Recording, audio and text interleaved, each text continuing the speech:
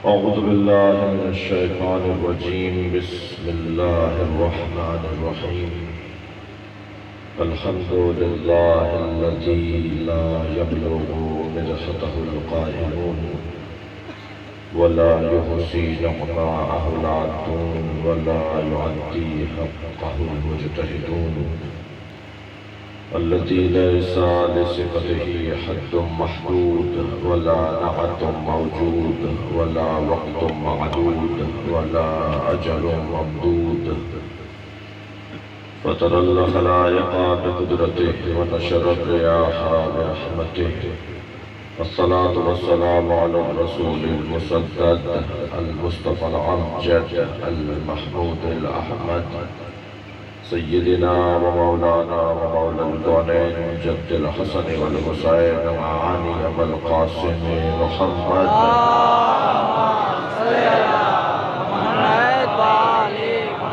وآله الطيبين الطاهرين المعصومين الذين قال الله إنما يريد الله ليذهب عنكم الرجس أهل البيت ويطهركم تطهيرا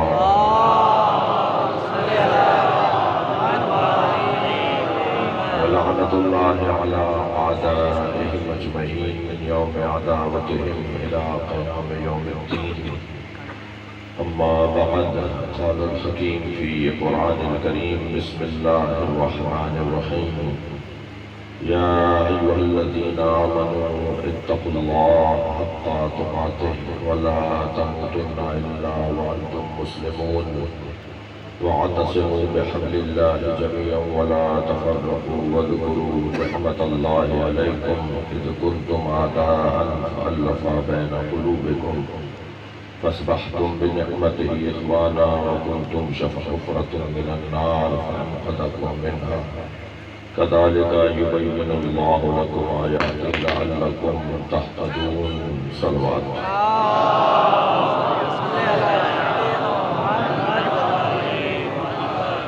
التماس کروں گا حاضرین مجلس کے مرحومین اور بانی مجلس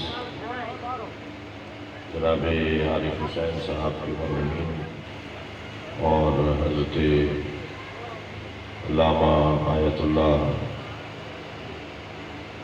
غلام مہدی نجفی اللہ مقامہ مولانا عباس علی نجفی مولانا سید سمر حسن زیدی مولانا منظور حسین مولانا لیت حسین اور حضرت مولانا محسن مہدوی کے گھر میں جو مرحومین اور بانی مجلس جناب عارف صاحب اور ان کے فرزندان اور ان کے متعلقین آپ سب کے مرحومین کی مغفرت کے لیے بلندتر صلوات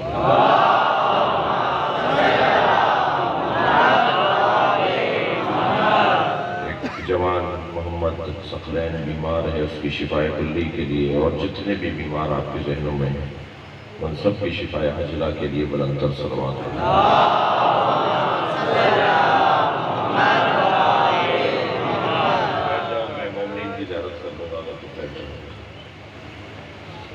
سورہ مبارکہ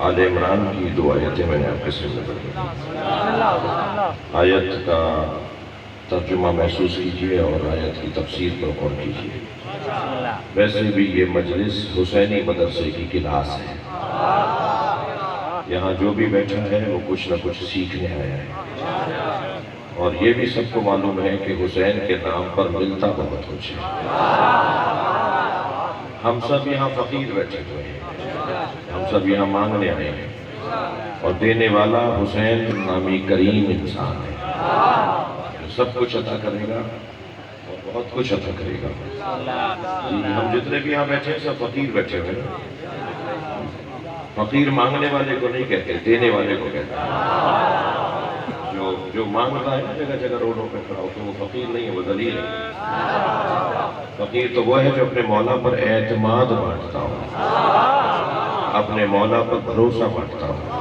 اپنے مولا سے تعلق کو بانٹتا ہو فقیر مانگنے والا نہیں ہوتا دینے والا ہوتا اگر آپ کو فقیر ملے تو مجھے ضرور ملائیے گا آج کل فقیر مل نہیں رہے جی آج کل فقیر نہیں مل رہے ایک فقیر گزر رہا تھا رستے سے تو کپڑے پھٹے ہوئے تھے، حال اس کا بہت اچھا نہیں تھا، اس لیے کہ یہ کسی سے مانگتے تو ہے نہیں۔ عجیب بات نہیں ہے، مانگنے والوں کا حال ویسے ہی رہتا ہے بھائی، جب تمہیں جگہ جگہ سے پیسے مل رہے ہیں تو کپڑے نہیں بنا لو، لیکن وہ کیونکہ فقیر نہیں ہے نا، وہ ذلیل ہے۔ تو ایک فقیر ایسے گزر رہا تھا تو ایک دودھ والے نے آواز لگائی کہ دودھ پیو گے؟ توجہ ہے، دودھ والے نے آواز لگائی کہ دودھ پیو گے؟ تو پہلے تو اس کی دکان دیکھی اچھی طرح اوپر نیچے، اور کہا پلا دو۔ یہ ہر ایک کا کھاتے نہیں ہیں، یہ ہر ایک سے لے کر کھاتے نہیں۔ توجہ ہے، توجہ میری طرف رہے۔ پہلے تو اس نے دیکھی دکان اور پھر کہنے لگا ہاں پلا دو، تو اس نے پوزا بھر کے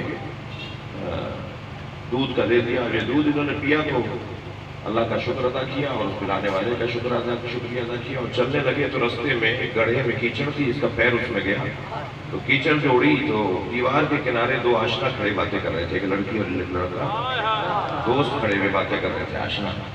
تو وہ جو چھینٹیں جو اڑی نا تو وہ لڑکی کے منہ پہ جا کے لگی، تو لڑکی کو تو برا نہیں لگا، لڑکے کو برا لگا۔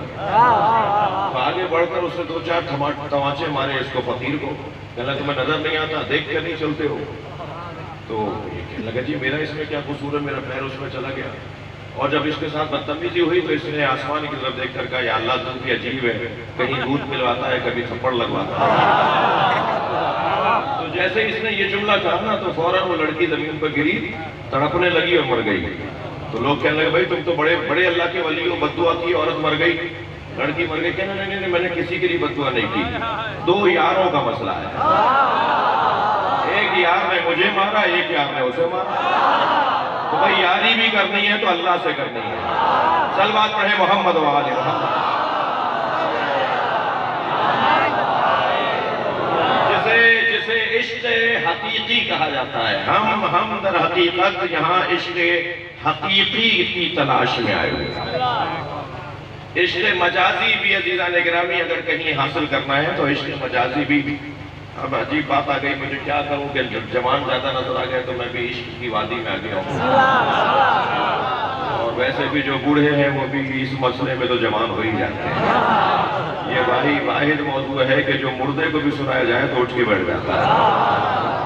ان کے جو عشق کا لفظ ہے نا میرے بچوں، اسے اتنا جھوٹے عاشقوں نے استعمال کیا ہے کہ عشق کا مطلب ہی انہوں نے بدل دیا، بدنام کر دیا لفظ عشق۔ جیسے لفظ سیاست اتنا غیر سیاسی لوگوں نے استعمال کیا، الیکشن لڑ کر سیاست کو اتنا غلط استعمال کیا کہ بھائی میری طرف توجہ، اس سے یہاں میرے پاس کم سے کم باتیں نہیں کریں۔ ایک صلوات پڑھے محمد و آل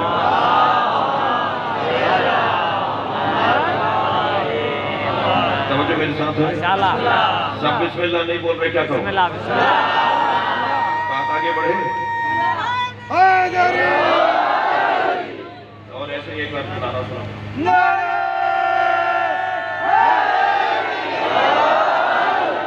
میں تو سمجھا تھا انگریزی والوں کو نعرہ نہیں آتا۔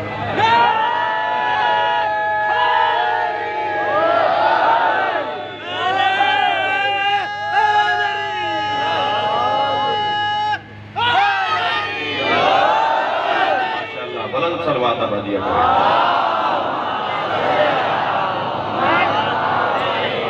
بہت تنگ ہے، بہت جلدی بہت ساری باتیں کرنی ہیں، بہت عرصے بعد حاضری ہوئی ہے اور کوشش رہتی ہے کہ میں بزرگوں کے احترام میں حاضر رہوں، لیکن یہاں بہت عرصے بعد حاضری ہوئی ہے۔ لفظ عشق جھوٹے عاشقوں نے اتنا استعمال کیا کہ اسے بدنام کر دیا۔ لفظ سیاست غیر سیاسی سیاستدانوں نے اتنا استعمال کیا کہ اسے بدنام کر دیا۔ جب مسجد گوہر شاد بنوائی نا خانم گوہر شاد نے، تیمور لنگ کی زوجہ ہے خانم گوہر شاد جی، افغانستان میں مزار ہے اس کا۔ اس نے کہا جی مجھے حرم امام رضا کے برابر میں ایک بڑی مسجد چاہیے نمازیوں کے لیے۔ تو اس نے اعلان کیا کہ مسجد بنانے وہ مزدور آئے گا جس کی نماز قضا نہ ہوئی۔ ہر مسجد کو عزت نہیں ملتی، یہ ہر امام بارگاہ کو وہ مقام نہیں ملتا، ہر گھر میں وہ رونق نہیں ہوتی، ہر کتاب کو عزت نہیں ملتی، ہر مدرسے کو عزت نہیں ملتی، ہر اس چیز کو عزت ملے گی جس کی بنیادوں میں تقویٰ ہو۔ اب وہ کتاب لکھتے وقت تقویٰ ہو، وہ ادارہ بناتے وقت تقویٰ ہو، وہ مدرسہ بناتے وقت تقویٰ ہو، اسے عزت ملے گی۔ کہنے لگی کہ مزدوری وہ کرے گا جس کی نماز قضا نہ ہوئی ہو۔ تو سارے وہی مزدور جمع کیے گئے جو نمازی ہیں۔ مسجد روزانہ چیک کرنے کے لیے آتی تھی کہ کہاں تک مسجد پہنچی ہے، اب کہاں تک کام پہنچا۔ ایک دن وزٹ پر آئی ہوئی تھی خانم، تو ان کے چہرے سے نقاب ہٹ گئی اتفاقاً۔ تو جو استاد تھا، مستری تھا، اس نے خانم کا چہرہ دیکھ لیا اور فریفتہ ہو گیا اور کہنے لگا میں تو آپ ان سے شادی کروں گا۔ انہوں نے کہا میں بادشاہ کی زوجہ ہوں۔ کہا جی دل کا کیا کریں؟ کہا میں نوکری چھوڑ دو۔ اب جب نوکری انہوں نے چھوڑ دی تو کام اچھا نہیں ہو رہا تھا۔ تو خانم گوہر شاہ نے کہا جی یہی مستری آ کر کام کرے، اب ایک میری شرط ہے اور ایک اس کی شرط ہے، یہ مجھ سے شادی کرنا چاہتا ہے اور میری شرط یہ ہے کہ اب یہ نماز شب کے بغیر کام نہ کرے، نماز شب پڑھے اور پھر مسجد میں آ کے کام کرے۔ اور جب مسجد مکمل ہو گئی تو انہوں نے کہا جی مسجد بہترین بن گئی ہے، میں اپنے وعدے پر قائم ہوں، میں اپنے شوہر سے طلاق لے کر اس سے شادی کر لوں گی، اسے بلاؤ کہ یہ اپنے وعدے پر عمل کرے۔ تو پیغام بھیجا کہ اب میں عشق حقیقی سے آشنا ہو گیا، میں اب اللہ سے آشنا ہو گیا۔ یہ عشق مجازی بھی اگر عزیزوں ہمیں عشق حقیقی تک پہنچائے تو یہ عشق ہے، ورنہ یہ وقت کا زیان ہے اور فالتو کام ہے۔ اب آیت کا ترجمہ سن لیجئے، مغرب قریب ہوتی جا رہی ہے اور مجھے کچھ نہ کچھ پیغامات آپ کو دینے ہیں۔ آپ بھی بہت دور دور سے اور بڑے اہتمام سے مجلس سننے کے لیے آئے ہوئے ہیں۔ جی حضرت مولانا محسن مہدوی صاحب سے استفادے کے بعد بیٹھو بیٹا، تھوڑا سا جگہ مل جائے گی، لوگ آرام سے سن لیں گے۔ کچھ اوپر آ جائے، کچھ بڑے اوپر آ جائے، اوپر آ جاؤ، کیا آ جائے؟ ظہور امام زمانہ باواز بلند تر سلوات۔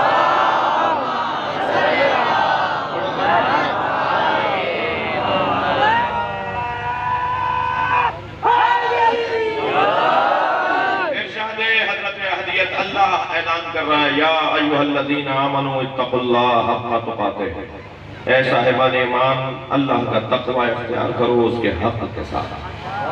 اللہ کو مانو مگر ہر وقت مانو، کبھی کبھی نہیں بلکہ ہمیشہ مانو۔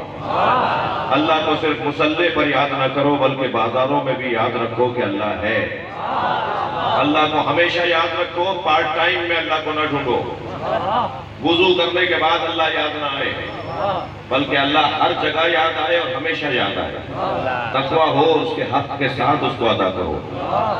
وَلَا تَمُوتُنَّ إِلَّا وَأَنْتُمْ مُسْلِمُونَ، اور خبردار مر نہ جانا مگر مرنا تو مسلمان مرنا۔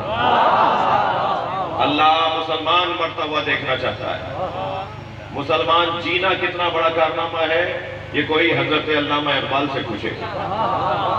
علامہ اقبال فرماتے ہیں یہ شہادت گہے الفت میں قدم رکھنا ہے، لوگ آسان سمجھتے ہیں مسلمان ہونا، یہ تو جان دینے کے مترادف ہے، یہ تو اپنے آپ کو پیش کرنے کے مترادف ہے۔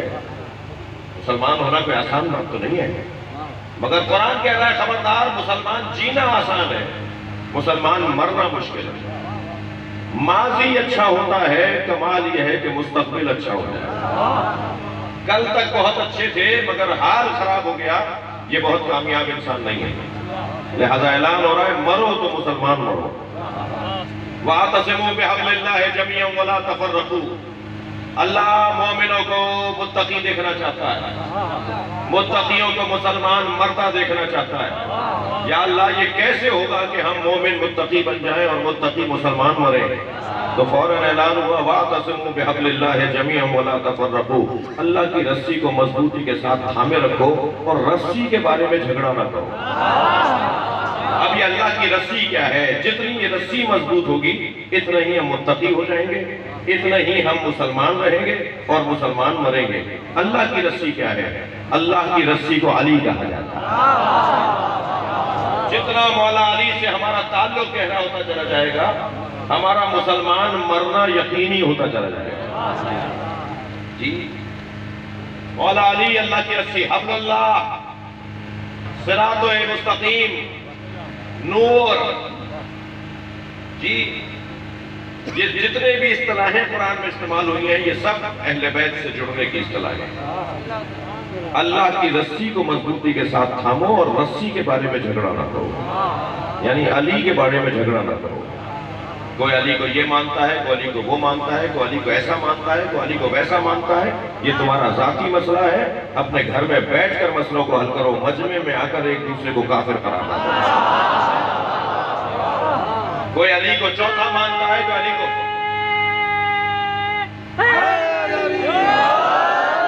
علی کو چوتھا مانتا ہے، کوئی علی کو پہلا مانتا ہے، کوئی علی کو امام مانتا ہے، کوئی علی کو مولا مانتا ہے. سوال یہ ہے مانتا ہے یا نہیں مانتا؟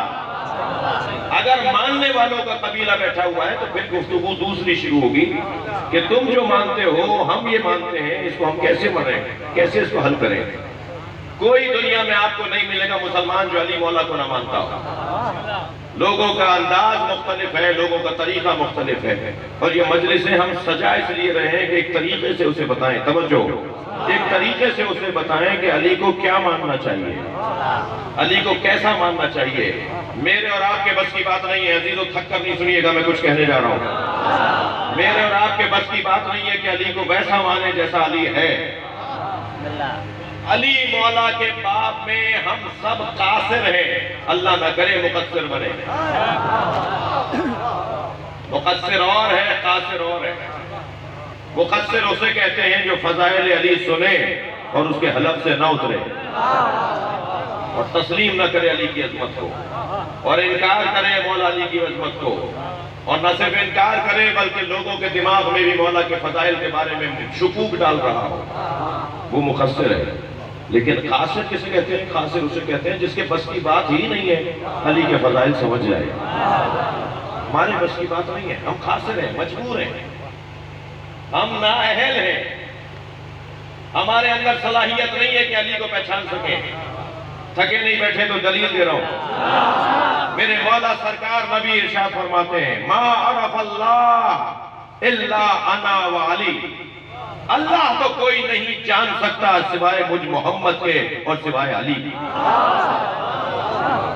ما عرفنی، مجھے کوئی نہیں پہچان سکتا، الا اللہ و علی، سوائے اللہ کے اور علی کے کوئی مجھ مصطفیٰ کو نہیں پہچان سکتا.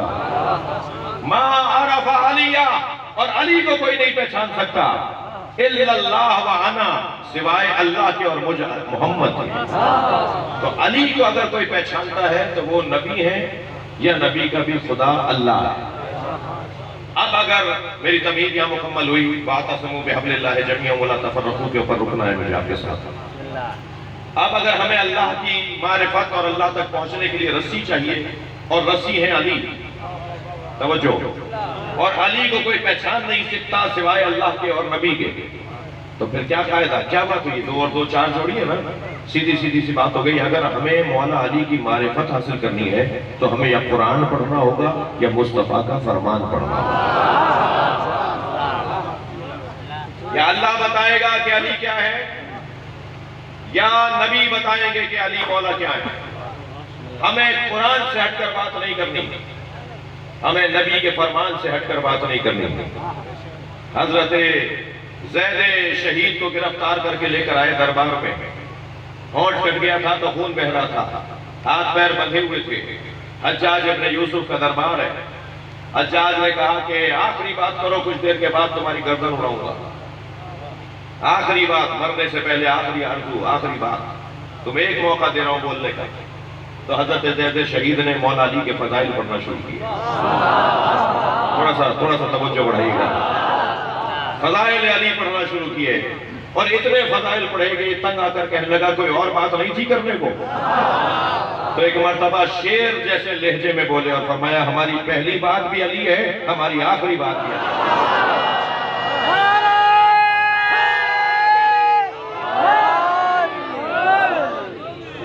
حضرت ابن عباس سے حاکم شام نے مدینہ منورہ میں مولا علی کی شہادت کے بعد کہا کہ ابن عباس علی چلے گئے کیسا لگتا ہے تمہیں؟ علی کی رحلت ہو گئی تمہیں کیسا لگتا ہے؟ تو حضرت ابن عباس نے مولا کی شان میں قرآن کی آیتیں پڑھنا شروع کی. جب 10 آیتیں پڑھ لی نا تو الجھ کے کہنے لگا کوئی اور بات کرو. توجہ ہے. تو حضرت ابن عباس نے فرمایا انہانی ان تلاوت القرآن، تم مجھے قرآن پڑھنے سے روک سکتے ہو؟ علی کے شان میں اللہ کا کلام. یعنی مجھے اور آپ کو اگر مولا کے بارے میں بات کرنی ہے تو یا قرآن سے بات کرنی ہے یا مولا کے بارے میں بات کرنی ہے تو نبی کا فرمان سنانا ہے. سرکار نے کہاں مولا علی کی معرفت نہیں کروائی. میرا سوال ان بچوں سے، جوانوں سے، آپ کہیے اپنے اس بھائی سے جا کر جو یہ کہتا ہے کہ کیوں صاف نہیں کہہ دیا کہ میرے بعد میرے جانشین علی ہیں. بھائی میں تو بہت روشن بات آج کر رہا ہوں آپ سے. نبی نے ساری زندگی یا اللہ سمجھایا یا علی سمجھایا، یا توحید پروردگار سمجھائی یا ولایت علی سمجھائی. میرا سوال یہ ہے کہ کب نہیں بتایا کہ علی کون ہے؟ بلکہ اگر اپنے عقیدے کا اظہار کروں تو اپنی نبوت کے اعلان سے پہلے علی کی ولایت کا اعلان کیا ہے. کون ہے جو میری مدد کرے گا اس عمر میں؟ اب عمل کیا ہے وہ تو بعد میں پتہ چلے گا. مولا فرما رہے ہیں میں آپ کی مدد کروں گا. تو فرمایا جو میری مدد کرے گا وہی میرا خلیفہ ہوگا، وہ میرا جانشین ہوگا. اور پھر ساری زندگی مولا علی کی معرفت کا پیغام دیتے رہے. کچھ مثالیں دے دوں؟ مجھے اندازہ ہے موسم گرمی کا ہے، آپ بھی بہت دیر سے برداشت کر رہے ہیں، مگر اب تو میں آ ہی گیا ہوں تو مجلس تو پڑھوں گا.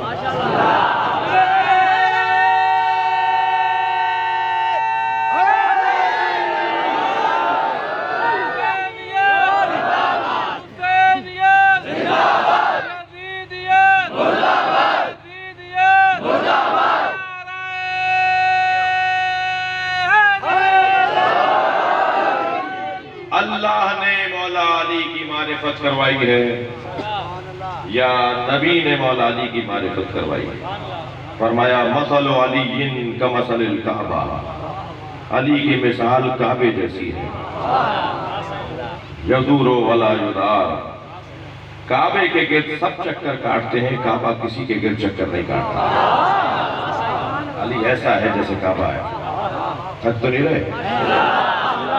علی تھوڑا بولیے میرے ساتھ بات کیجئے.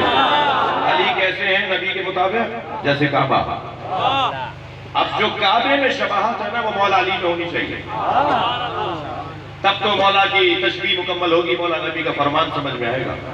کعبے کی ایک صفت یہ ہے، توجہ، کعبے کی ایک صفت یہ ہے کہ کعبے کی طرف رخ کر کے نماز پڑھی جاتی ہے، پشت دکھا کر نماز نہیں پڑھی جاتی.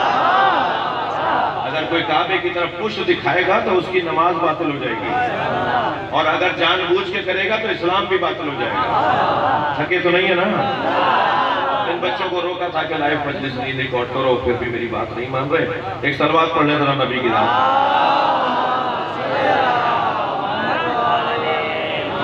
تمہیں تو پہچانتے ہیں نا بانی جی؟ لائیو بھی نہیں ہے. ایک صلوات اور نبی کی ذات پڑھتے ہیں.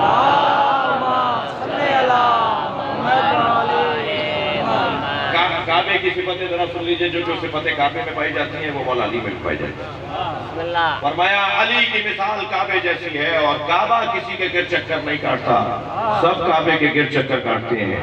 نبی نے بتا دیا علی کسی کے دروازے پر نہیں جائے گا، سب علی کے دروازے پر آئیں گے.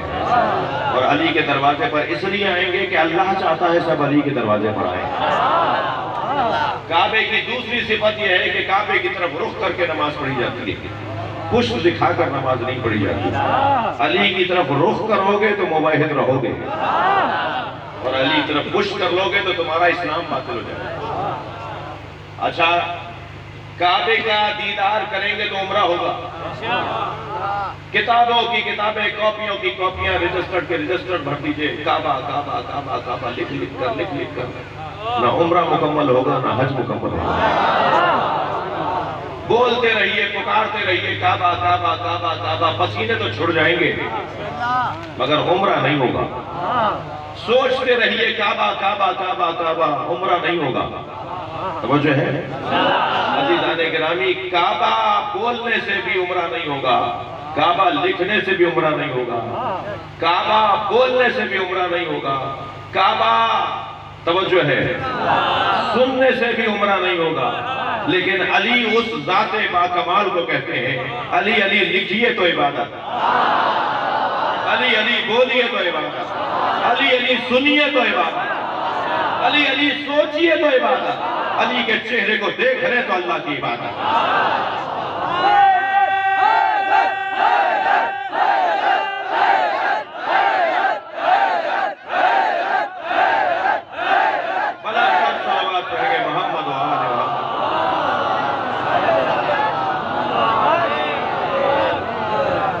قرآن سے ہمیں مولا کے فضائل سنانے ہیں اور سننے ہیں۔ ان مجلسوں کا معیار پہلے بھی بلند تھا، اب اور بلند ہوگا۔ ہم کسی کے دباؤ میں آ کے نہ مجلس بند کریں گے اور نہ ہی کسی کی لالچ میں مجلس کرتے ہیں۔ ہم اس گرمی میں، اس تکلیف میں بیٹھتے ہی اس لیے ہیں کہ ہمارے چہروں کو سیدہ دیکھ رہے ہیں۔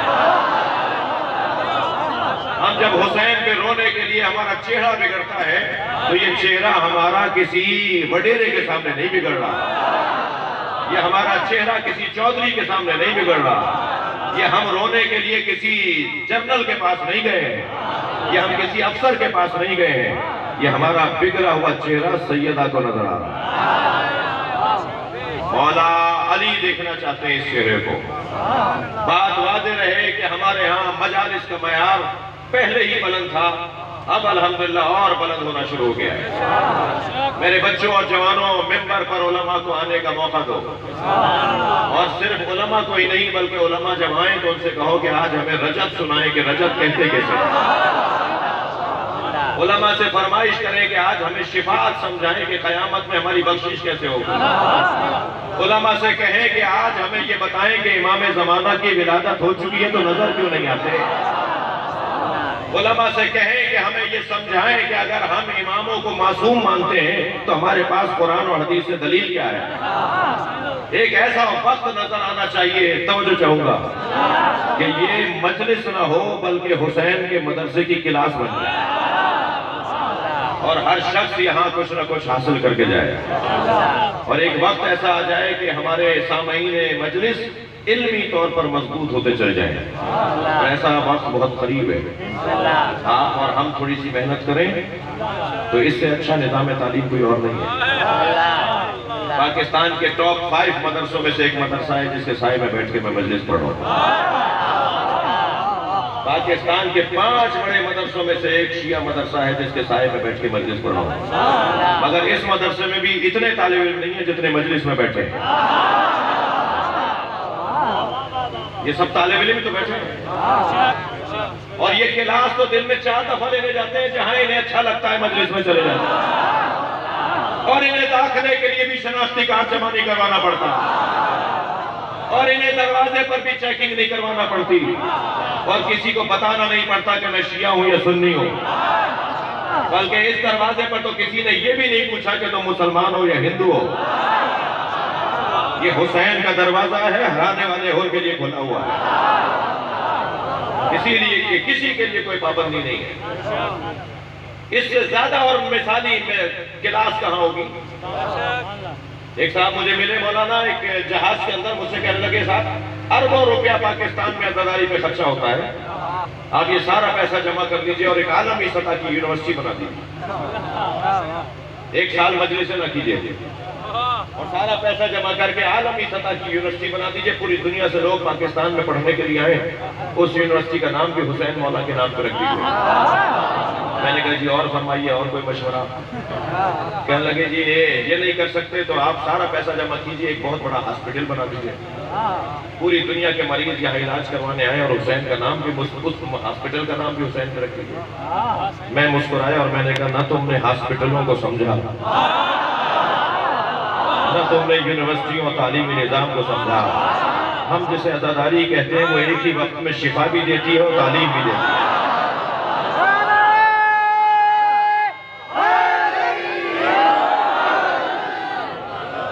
سب سے بڑی شفا، سب سے بڑی بیماری بتائیے تو میں بتاؤں سب سے بڑی شفا کیا ہے، سب سے بڑی دوا کیا ہے؟ سب سے بڑی بیماری ہے اضطراب، دشمن کو دیکھ کر کانپ جانا، فرشتے کو دیکھ کر گھبرا جانا، میں جن کی بات نہیں کر رہا تھا.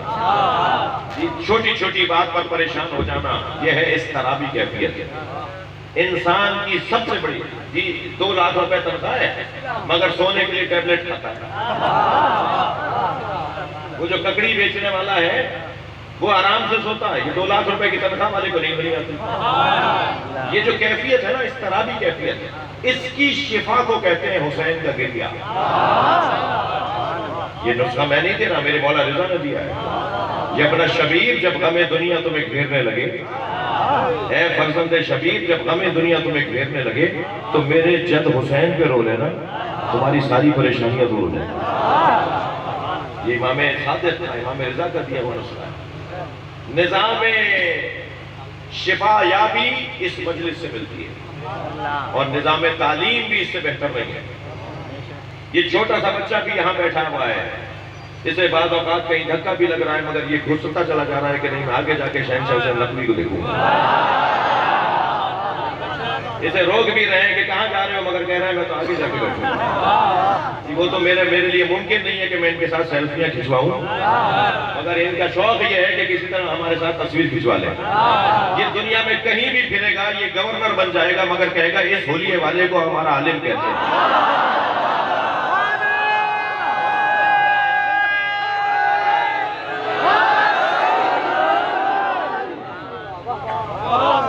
یہ کلاس دیکھیے نا آپ کتنی معیاری کلاس ہے. ڈاکٹر صاحب بھی تشریف فرمائے ہیں, انجینئر صاحب بھی بیٹھے ہوئے ہیں, 200 ایکڑ کا زمیندار بھی بیٹھا ہے, فیکٹری کا مالک بھی بیٹھا ہے, جوتیاں بنانے والا بھی بیٹھا ہے, ککڑی بیچنے والا بھی بیٹھا ہے اور کھیت میں ہل چلانے والا بھی بیٹھا ہے. اس سے اچھی کلاس کوئی اور ہوگی؟ سب مجلس میں جوتیاں اتار کے بیٹھے ہیں نا, تھوڑا جلد جواب دیجئے مجھے. سب ہم جوتیاں اتار کر آئے نا, مولا علی نے جوتیوں کا نام دنیا رکھا ہے. ہم اپنی دنیا چھوڑ کر آئے.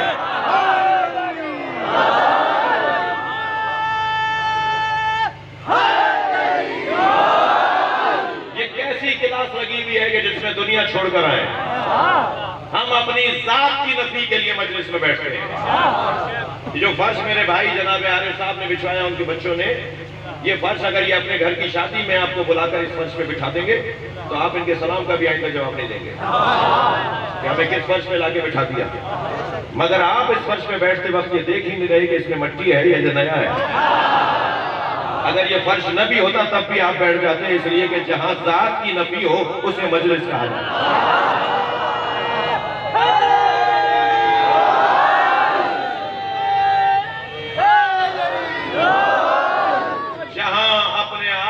ہاتھ اٹھانا مر جاؤ اس سے پہلے کہ موت آئے. یہ مولا علی کا فرمان, مر جاؤ کہ اس سے پہلے موت آئے.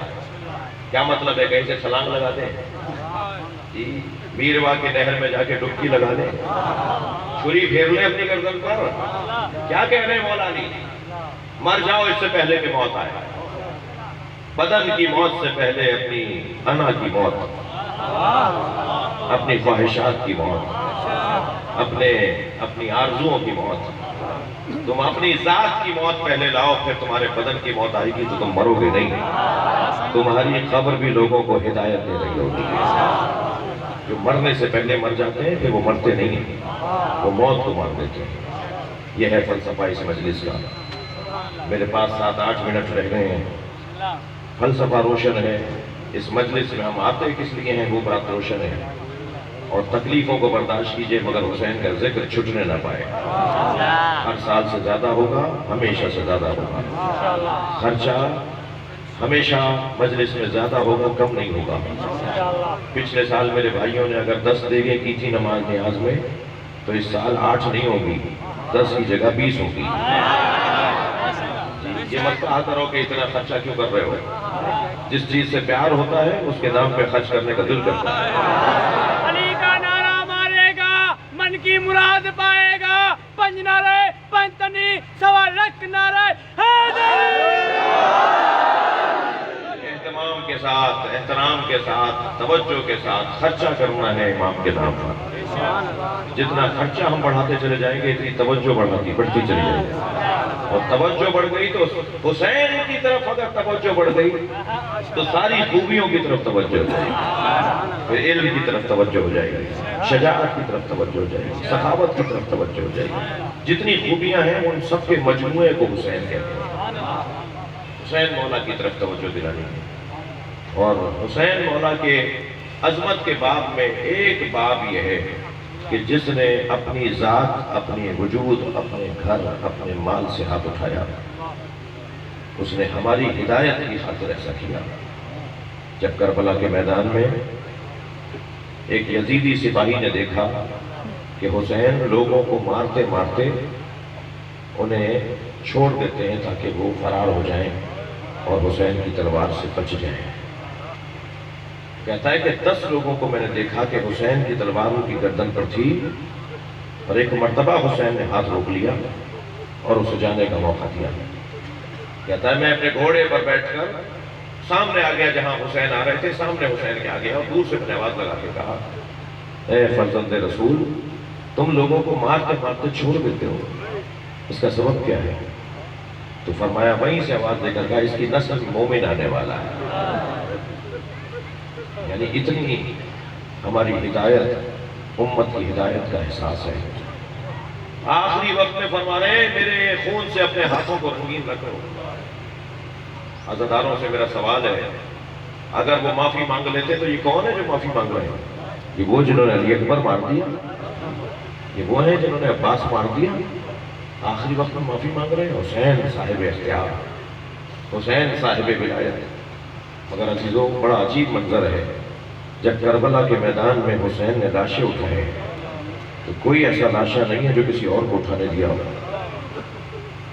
لاشیں تو حسین نے بہت اٹھائے، مگر 5 لاشوں پر حسین بہت روئے۔ وہ جن لاشوں پر حسین بہت روئے ہیں نا، ان میں ایک لاشا عباس کا لاشا ہے۔ نہر کے کنارے بھائی کا لاشا چھوڑ کر آئے، مڑ مڑ کر بھائی کو دیکھتے رہے۔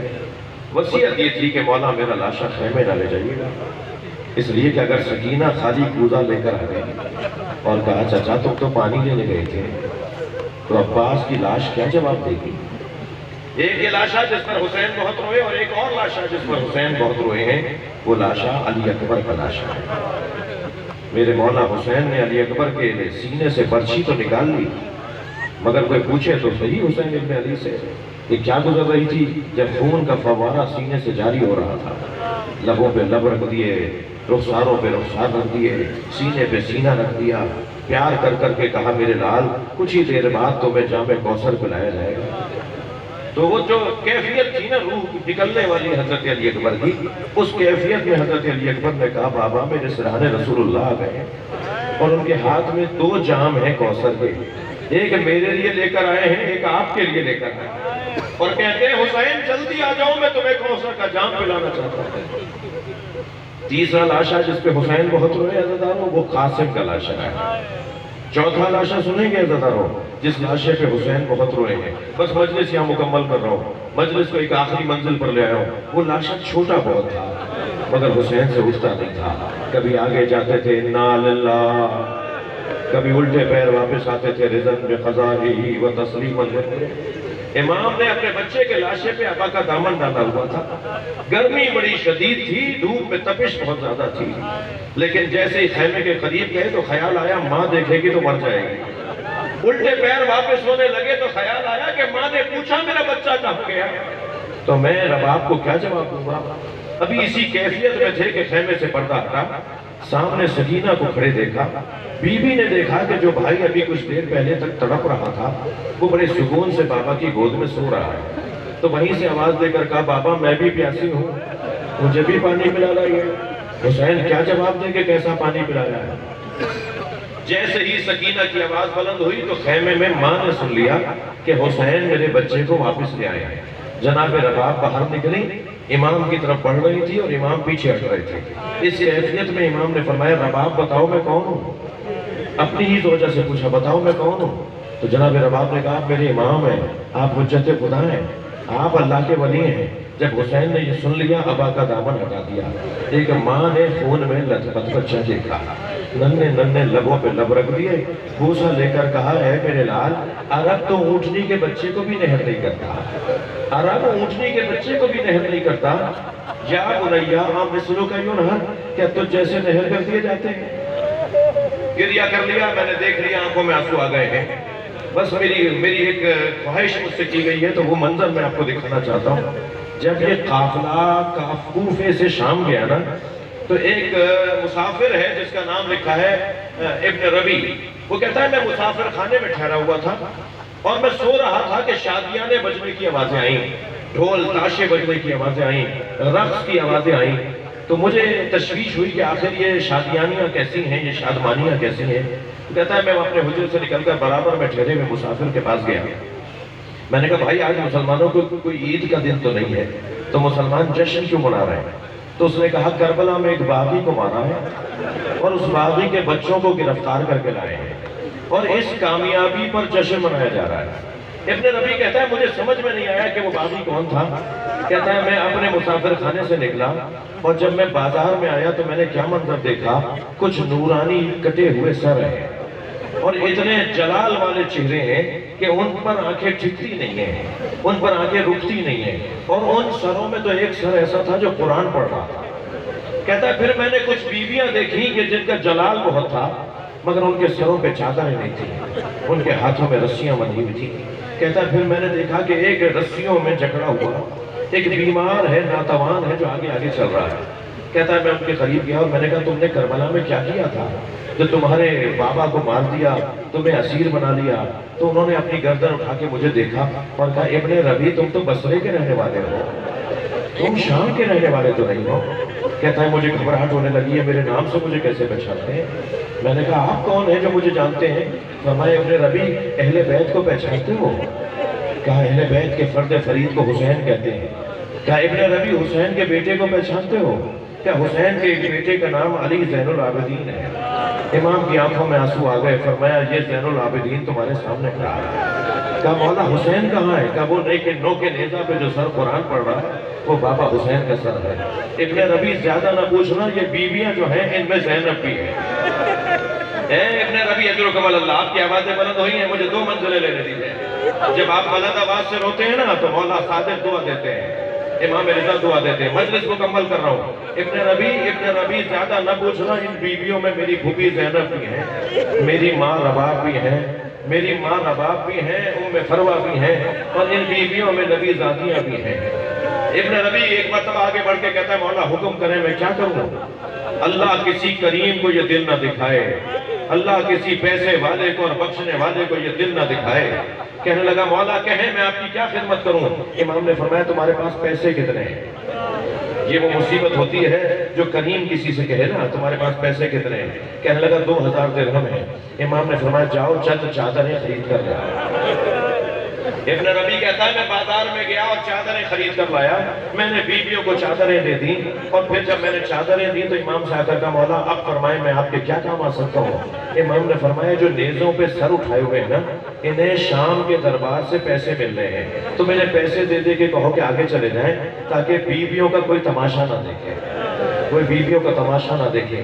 ابن نبی کہتا ہے کچھ لوگوں نے پیسے لیے, کچھ گئے کچھ نہیں گئے. اسی اسنا میں میں نے دیکھا ایک شخص نے, بس مجلس مکمل کر رہا ہوں, کہتا ہے اسی اسنا میں میں نے دیکھا کہ ایک شخص نے حسین کی پیشانی پہ پتھر مارا.